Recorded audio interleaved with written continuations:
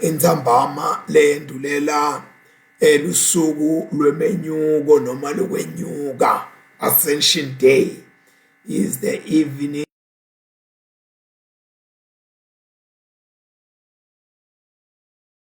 Jesu emhlabeni ete abe nathi athi noma sekavukile angabese usheshe uyahamba kodwa tonke tinto yakhe atende ngendlela lengiyo ukuthi ahlale nathi ahambe ngesikhathi lesifanelekile ukuthi sesikhathi ukuthi ngihambe kungabi kwangathi bamqoshile kungabi lokwethusako kodwa kube lohambo lengingathi luhle impela.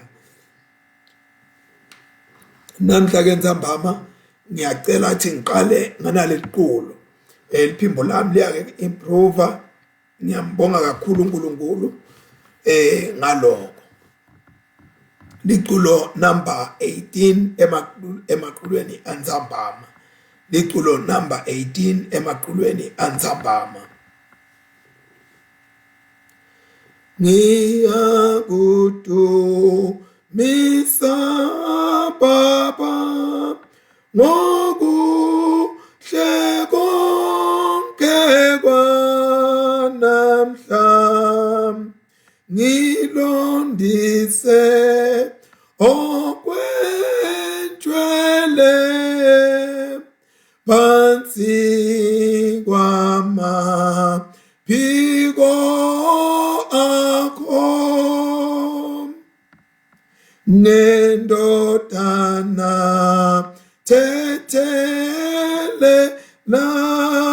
okubi engikwenzile kuthi lapho ngilalayo ngingabi naxana abani nenze ngiziphathe kahle ngize ngingesabu kufa ngiphe ukufa okuhle ngize ngivuke ngomsodumo nenze ngiphumule kuwe ungibhubhutongo buhle obuyongipha amandla okukukhonza ngomuso nxa ngiqwashile busuku ngiphimiqabange mihle qosha amaphupha mabi nempi yonke yobumnyama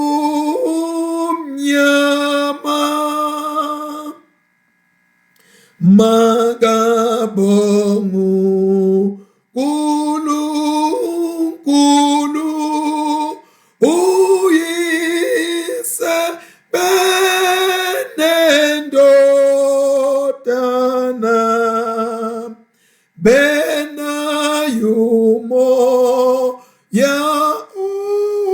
ungcwele makabonge zingelosi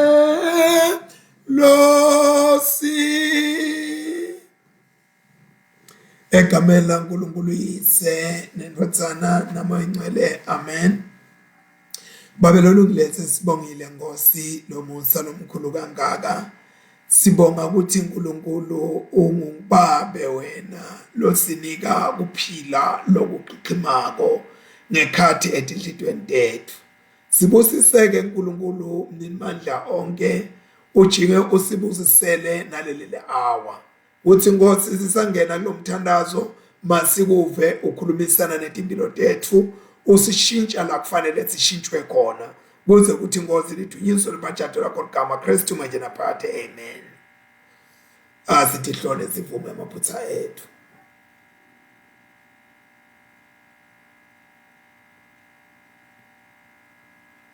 uNkulunkulu somandla babe wethu losezulwini siyatithoba siyavuma ukuthi sonile kuwe kuliqala lethu sonile ngeqabanga nangekukhuluma nangekwenta nangekungakwenti lebekufanele sikwente ngenxa yendodzana yakho Kristu inkosi yethu sithethelele konke letsekwencile usende sikhonde ngekhamba lokusha kude ligama lakho lidunyiswe.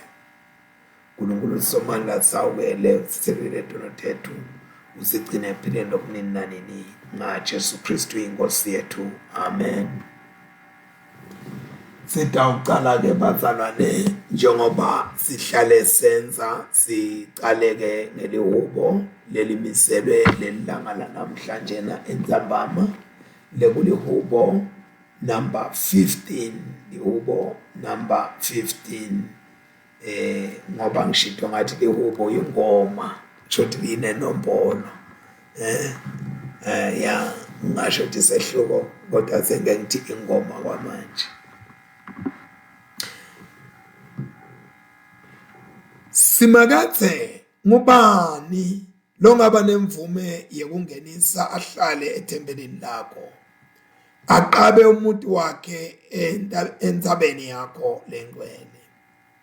Ngulo muntu lonetindlela letimsulwa abe ngumuntu lowenta lokulungile akhulume liqiniso lelisuka ekujuleni kwenhlitiyo yakhe akahlebi ngelulwimi lwakhe akabanyembenyi labanye bantu akamhlazisi namakhelwane wakhe akamthandi losalahlwe nguNkulunkulu kodwa uyabatisa labesaba simakathe wenda sifungo asigcine noma sekumatima webolekisa ngemali yakhe angayengeti intalo nase ikhishwa akawemukeli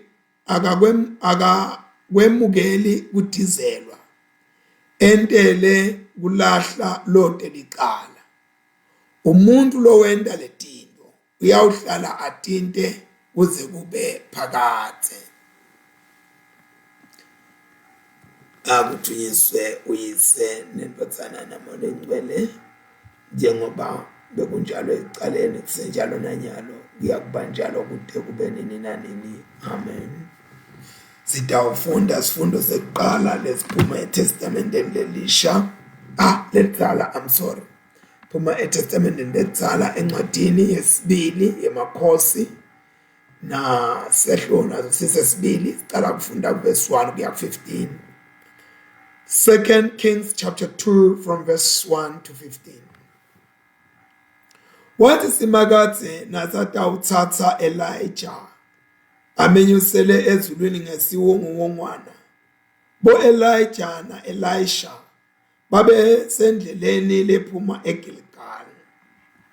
Elijah wakhuluma ku-Elisha wathi sala lapha simakathe usangithume eBethel. Kodwa Elisha waphendula wathi ngifunga ngekuphila kwasimakathe nangekwakho ngithi ngingeke ngikushiye. Ngakho bavele bewela baya eBethel. Sicumbi sebaprofeti lesasihlala eBethel seda ku-Elisha safike sambuta sathi Uyathi yini ukuthi simakathe utayithatha lenkosi yakho lamuhla?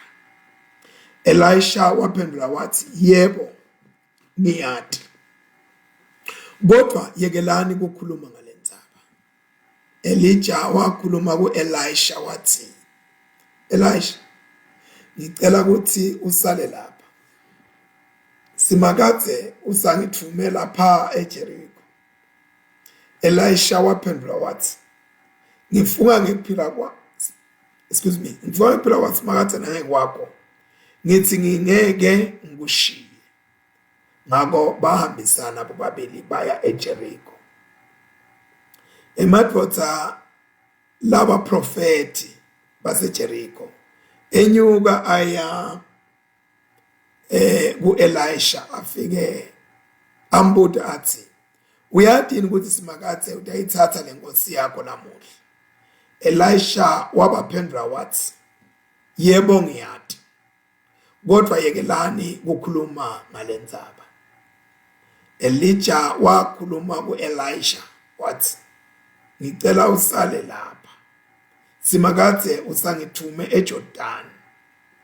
Elisha wamphendula wathi, ngifunga ngekuphila kwasimakathe nangekwakho.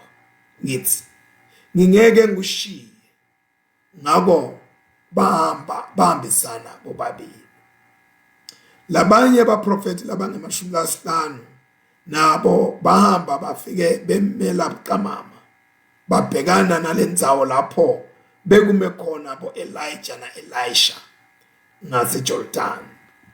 Elijah wathatha sembatho sakhe wasigoqoda, wabese ushaya ngaso lamanti, emanti ehlukana ekhathi aya ngasekudla nangasencele, lamadvodza lamabili ewela ahamba emhlabathini omile.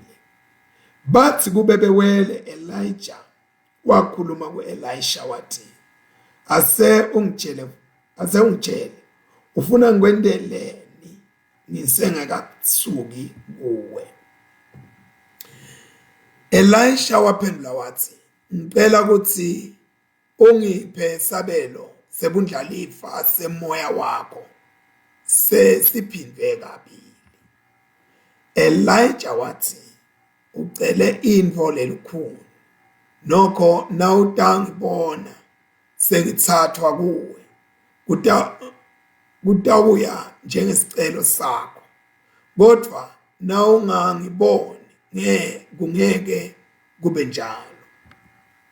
Bathi basahamba bakhulumisana bobabili. Masinyane kwaqhamuka inqola yemlilo, idvonswa ngemahashi emlilo, yabehlukanisa ekhatsi. Elijah wenyuka ngesiwungungwana wayawushona ezulwini. Elisha wakubona lokho, wakhala amemeta wathi, babe wami, inqola yaka-Israyeli nebagibeli bemahashi bakhe bemahashi. Elisha akazange aphindze ambone futhi. Ngenxa yekudzabuka kwakhe, Elisha wathatha lesembatho sakhe wasidabula saba ticephu letimbili. Wathatha lengubo leyadzilika ku-Elijah wancandzeka nayo, wafike wema elusenzeni lwemfula iJordani. Wabe sewushaya lamanti emfula ngale ngubo. Wabuta wathi, uphi ke losimakathe uNkulunkulu wa-Elijah? Wathi kube washaye lamanti ehlukana ekhatsi aya ngesekudla nangasencele, wabe sewuyawela. Lesicumbi sebaprofeti lesasiphuma eJericho sibukela sathi, lo moya wa Elijah sethi Elisha. Bahamba bayawumhlangabeta, bafike bawa phansi embi kwakhe bamkhothamela. Siphela lapha sifundo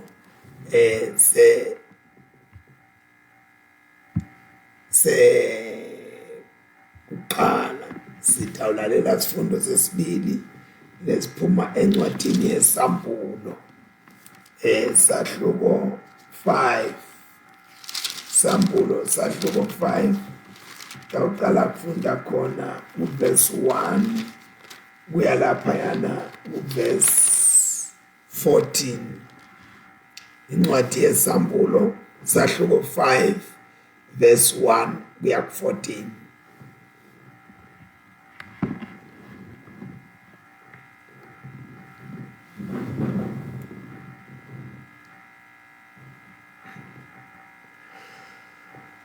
Esandleni sekudla salowo lohlethe esihlalweni sebukhosi ngabona incwadi legoqothiwe ibhalwe ngekhathi nangephandle ivalwe yananyathiselwa ngetimpawu letisikhombisa.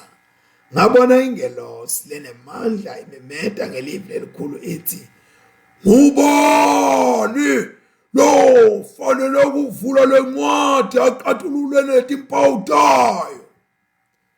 Wabade ngisho namunye ezulwini nasemhlabeni nangaphansi kwemhlaba loba nemandla ekuyivula lencwadi ayifunze. Ngakhala kakhulu ngobe kwabade ngisho namunye lo afaneleka kuyivula lencwadi ayifunze. Lelinye lalamalunga lathi kimi, "Ungakhali, asubuke. Ingwenyama yesive sakaJuda, lengumliba waDavide, inqobile. Yona ke ingathi cathulula letimpawu letisikhombisa ivule lencwadi."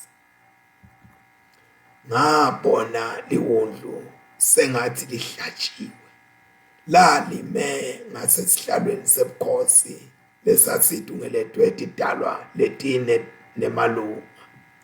Leli wundlu lalinetimpondo letisikhombisa nemehlo lasikhombisa lekuyimimoya yaNkulunkulu lesikhombisa leyayithunyelwe emhlabeni wonke. Lasonzela lafike layithatha lencwadi leyayisa esandleni sangasekudla salowo labehlethe esihlalweni sebukhosi. Lathi kube liyithathe lencwadi letidalwa letine kanye nemalunga lange-24 awa phansi embi kweliwundlu. Lelo nalelo liphethe ihabhu netitsha tegolide tigcwele impepho lengimithandazo yalabanqwele. Kwahlatshelwa ingoma lensha lethi, "Ufanelwe wena kuyithatha lencwadi legoqotiwe, ufanele futhi kuyicathulula netimpawu tayo. Yebo, ngobe wena wahlatshwa ngenkati yakho, wahlawulela abantu kuNkulunkulu. Labantu baqhamuka emindenini yonke, nasetilimini tonke, nasetiveni tonke, nasemaveni onke. Wabenta baba ngemakhosi nebapristi kuNkulunkulu wethu, bayabusa eti kwemhlaba wonke." Ngathi ngiyabuka ngevalivi letingelosi letithungelete isihlalo sebukhosi letidalwa nemalunga. Letingelosi letatithungelete letatijinyenti titigitsi ngetigitsi netinkulungwane ngetinkulungwane tatihlabela ngelivi lelikhulu tithi, "Lifanele liwundlu lelahlatshwa, kuthi lemukele mandla nengcebo nekuhlakanipha nekunqoba neluthumo nebukhosi nesibusiso. Ngase ngiva tidalwa donke nendalo yonke ezulwini nasemhlabeni nangaphansi kwemhlaba naselwandle nako konke lokukuko lithi uye lohleti esihlalweni sebukhosi nakulolundlu akube sibusiso neluthumo nebukhosi nemandla kuze kube phakathe naphakathe. Didalwa ledine dathi amen. Nemalunga onke awaphansi akhuleka. Siphela lapha sifundo sesibili. Asesike sidonse umoya bangcwele.